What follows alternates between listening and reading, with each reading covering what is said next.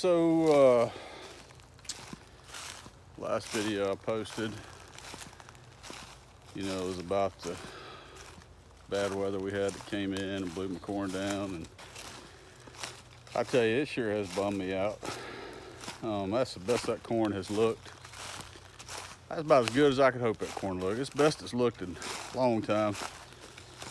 It was a big bummer, but I have got some stood back up and some dirt around it. I don't know if I did damage to the roots or not, but we'll see. But with every circumstance that comes along, there's usually two sides, and yeah. So while it sucks to do all that work and have such pretty corn and have it destroyed, you gotta look for silver linings. And so with the rain this time of year, decided to come to the woods and see what kind of mushrooms we had going on. And I'm definitely seeing some chanterelles around. So let's look at these. All right, so here we go. You gotta watch out for all the fun little things waiting to get you. But there are the little golden treasures I'm looking for. These aren't the biggest ones, but they're healthy and clean. You can tell they're chanterelles. One, they're growing singly, meaning by themselves, not in clusters. Also, if you look at the gills, you see how they have the, crap, I can't even think what you would call them. You can call those gills, but they got the little cross pieces. It's not gills that come all the way down. These are broken. That's a good sign, good indicator. But anyway, I'm gonna keep looking and see if we can get enough to cook up tonight with our supper. But like I said, gotta look for that silver lining when the bad situations come along. All right, sweet. So came back to a spot where I remember they were growing last year. You can see it's a whole group of them. Again, you see that they're mostly growing singly. Here's a little group here, but they're still not growing really in a clump. Let's see if I can pull up. So even those, growing close together, but not clumped, at the root base, if you can call that a root, really, the stem base. But big group here. Something just went inside of my boot. Twig or something. Oh, look over here. Another big one. Another big group over here. Nice. Sweet, sweet, sweet. And another important thing to point out is these are growing in kind of a spot that has a lot of shade, but also does allow some sunlight, obviously, to get through. And they're growing mostly in a lot of hardwood areas with oak. One thing the guy on Learn Your Land talked about was that they tend to grow around oaks and hickory. Not sure how much hickory we have here, but we definitely have a lot of oak, and that is definitely where they're growing. So in this group here, you can see there are some that are kind of clumped together. Look here for an example. Gonna dig down here. But again, 1, 2, 3. I believe 3 to 5 is about all you're gonna see when it comes to golden chanterelles. I was trying to get it up in one clump, but anyway, so they will grow together, but in small clumps, 3 to 5, but usually no more than that. Whereas the only look-alike that we have in our area, at least that I'm aware of, is the jack-o'-lantern mushroom.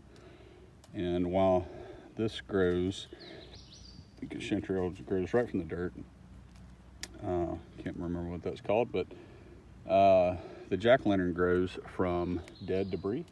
So many times you'll see them growing on the bases of trees or right off of the base. But the chanterelle will grow straight from the dirt, not from dead wood debris. So just another thing to consider. But getting quite the haul here today. Looking forward to this. All right, so definitely be aware, of what you're picking. Obviously, this doesn't look anything like a chanterelle, and I'd have to look this up to be certain. I believe this is a death angel. I think that's what they're called. Be real careful with this. You can see this one's hadn't opened up too long. It's got the little, what do they call that? The parasol. If this is what I think it is, I can't remember the scientific name, but it will kill you very quickly, very painfully. So we're gonna put him back right there. But just be very, very aware of what you're picking. Don't eat anything that you aren't 100% certain of. This, however, good looking chanterelle. I'm looking forward to cooking these up tonight. Let's keep going. So I had a good harvest. As you can see, I know what everybody's thinking. This is a new technology mushroom bag, and I can't quite give you the information on it just yet. Basically, you're not cool enough to have one, but a lot of golden chanterelles. Got some little cleanup to do, but for the most part, these were pretty clean, especially compared to the last time I harvested last year. But oh, almost dropped my phone. But yeah, good half a sack there. That's probably about 3 pounds of mushrooms. They'll cook down, obviously, but it's about 90. What did you say? Low to mid 90s, close to 95. It's hot, man. But anyway, good harvest of golden chanterelles. Be sure to check out Learn Your Land. Anything I know about mushrooms, I have learned from that guy. Wonderful presenter. Really good quality videos. So if you're looking to get into foraging, learning tree species, plant species, medicinal plants, herbs, that kind of stuff, he's incredible. He's up in the Northeast, so his area is a little different, but a lot of really good stuff to learn. So be sure to check him out and get out in the woods, see what you can find. It's a good time of year for these particular mushrooms, and they are really good with some butter, just a little butter and salt chopped up, or you can put them in different dishes, and hey, free food. See you guys. Okay, so another identifying factor of the chanterelles is definitely in comparison to the jack-o'-lantern is when you break them apart, you'll see it's kind of that creamy white, looks a lot like string cheese. Again, going back to the Learn Your Land guy, he talks about all this, so I highly recommend his videos, but this will just give you an idea. I got my daughter videotaping, if you can see that. So it looks a lot like string cheese, if you're familiar with that, versus the jack-o'-lantern mushroom, whose the meat on the stem is going to be darker, a lot of time a little splotchy. So that's just another good indicator to verify that this is in fact chanterelle and not jack-o'-lantern mushroom. Look at that. So these are all washed up, ready to be cut up, or fried whole, whatever, however you want to do them. Thought I would just real quickly though go over the process of how I wash them. Nothing crazy, just you don't need a lot of pressure unless they're like super dirty. I can't do this with 2 hands, but typically I'd hold the mushroom in 2 hands and just kind of take your thumb and brush off the loose dirt.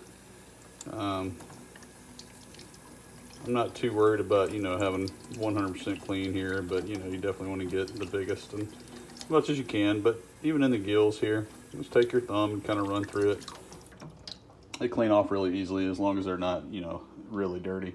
But these are all clean. Got them sitting in a colander, letting the water drain, and so I'll get these cut up and fried up in some butter here in a little while. Hard to do with one hand. So this is probably my favorite way to enjoy wild chanterelles, at least so far. It's just very simple. Over some jasmine rice, a little salt, a little butter, It's really good. Just a very simple dish, but hard to beat the flavors.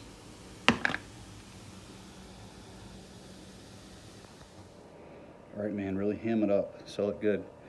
So look at that. So on a totally different note from mushrooms, if anybody wants a kitten, we got one. He just showed up. Very fuzzy little guy. Very sweet. So if anybody wants a cat, come get this one, free of charge. In fact, I'll give you $1 to come and get him. What do you think? All right.